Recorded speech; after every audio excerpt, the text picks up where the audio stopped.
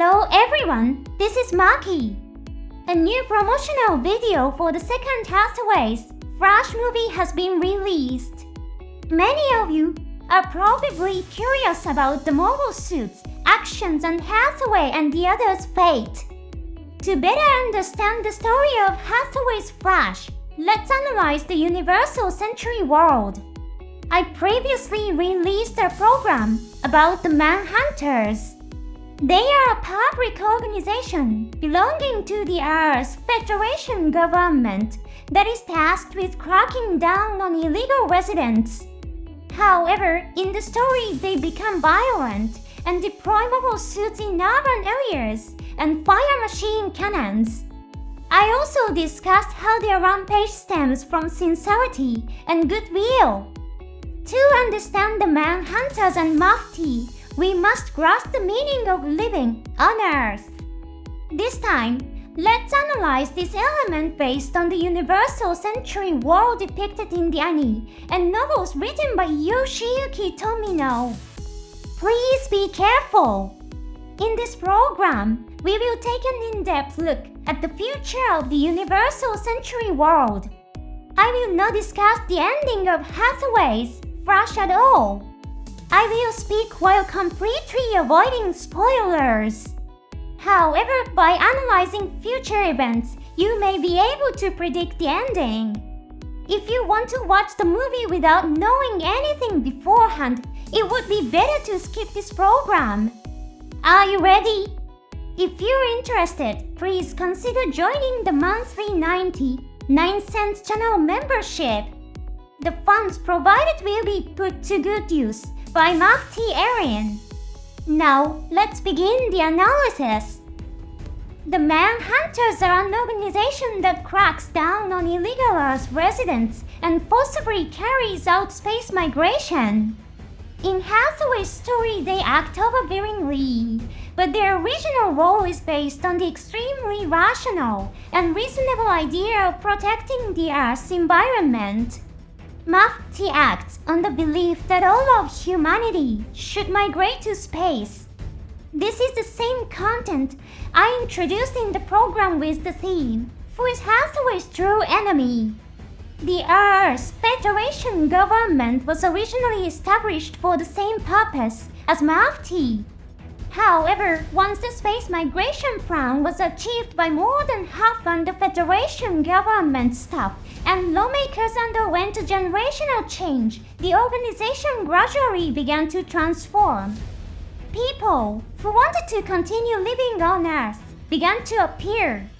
As a result, the inner workings of the Earth's Federation government became dominated by people whose goal was to find a way to continue living on Earth. Jomita Hyman tried to eliminate these people by starting a war. Conversely, Hathaway and Mufti attempt to prompt the Earth's Federation government to recall its founding ideals. To that end, they assassinate high-ranking officials who treat the destruction of the Earth's environment lightly. Of course, Mufti's method is wrong. Gigi directly tells Hathaway as much in the story. Hathaway himself also understands that he has chosen the wrong method. Living on Earth is an act that destroys the planet's environment. But that is not all. It also leads to humanity repeating the act of war. Charles never attempted to drop a meteorite on Earth, temporarily eliminating the people living on Earth. In his speech, he said, "From now on, I must ensure that humanity never repeats war." Why is the act of living on Earth connected to war? Let's analyze this more deeply. This principle also applies to the real world. Wars and conflicts are often caused by dissatisfaction rooted in disparity. While it cannot be said that all wars are caused by disparity, many wars do arise because of it. Many revolutions have disparity at the core of their cause. As I mentioned in a previous program, Hathaway's story features a bill that permits individuals in roles approved by the Earth's Federation government to reside on Earth. Mufti's objective is to prevent this bill from being passed. Passing this bill would create a situation in which a privileged class approved by the Earth's Federation government would live on Earth. This would further reinforce the disparity between Earth's inhabitants and those living in space. As mentioned earlier, disparity leads to war. Mufti's goal is to protect the Earth's environment. However, preventing war is also one of its objectives. However, this will not happen immediately. It is an event that will occur in the distant future. Now, let's examine the conversation between Hathaway and the taxi driver.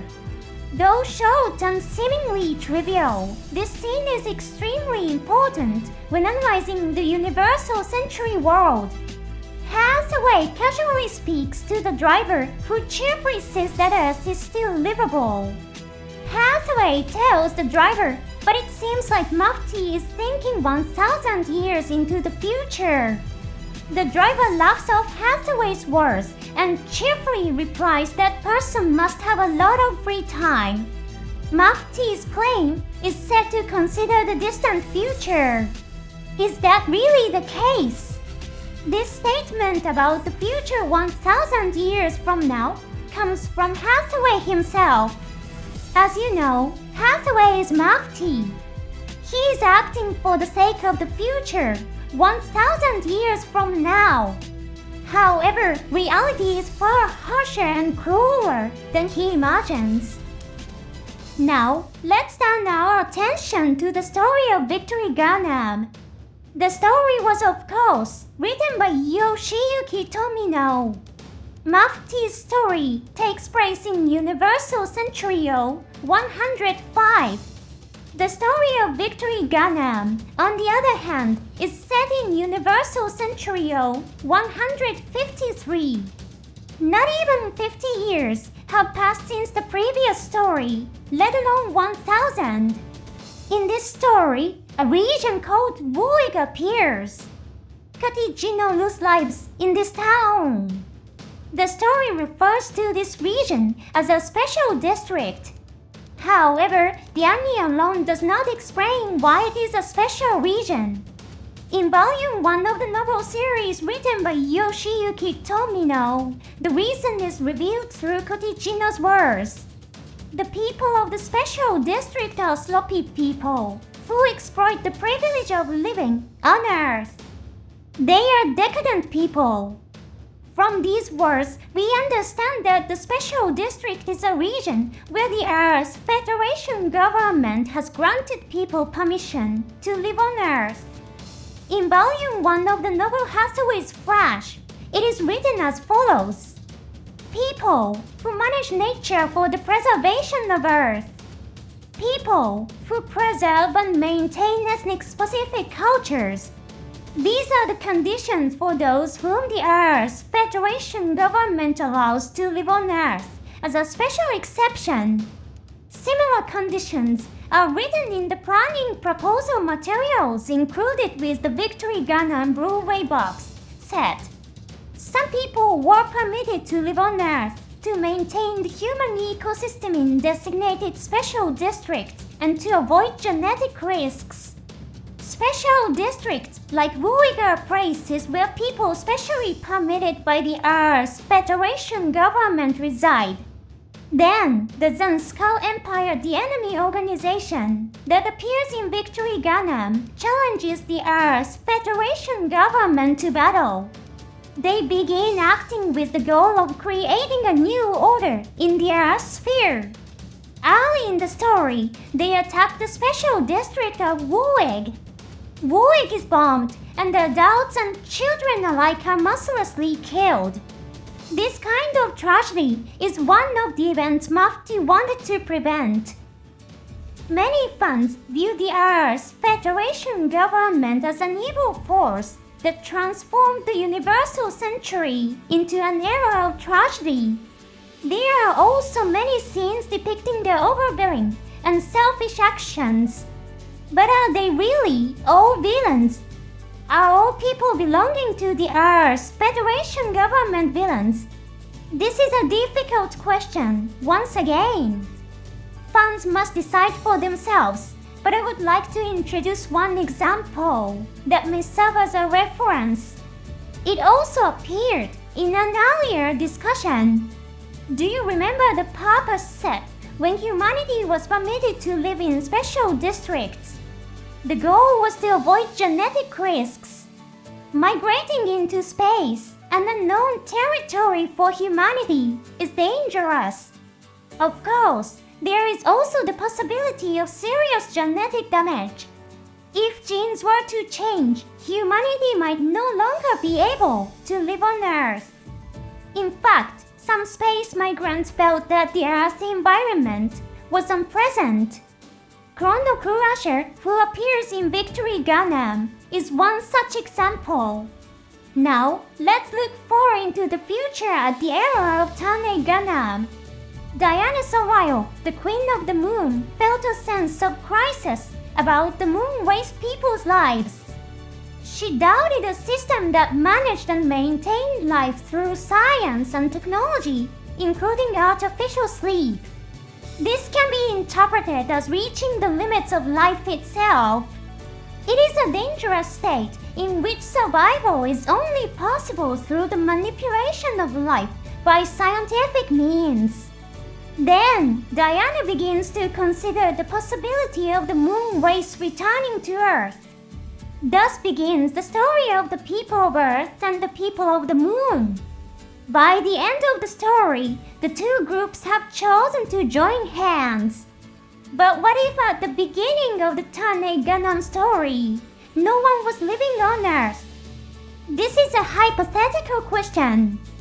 It is impossible to imagine the outcome. Do you think the moon race could have returned to Earth peacefully without war breaking out? Or if there were no people managing Earth, would the planet have fallen into ruin, making the moon race's return impossible? This point is left to your interpretation. One fact that should not be forgotten is that the people permitted to live on Earth were responsible for protecting the environment and human ecosystem. Could these conditions have also been set to protect Earth and humanity? As Mufti suggests, could these conditions have been set not only to protect their own wealth and power? What is the meaning and significance of living on Earth? If you like, please share your thoughts in the comments. Thank you for watching until the end. I look forward to seeing you again in the next program.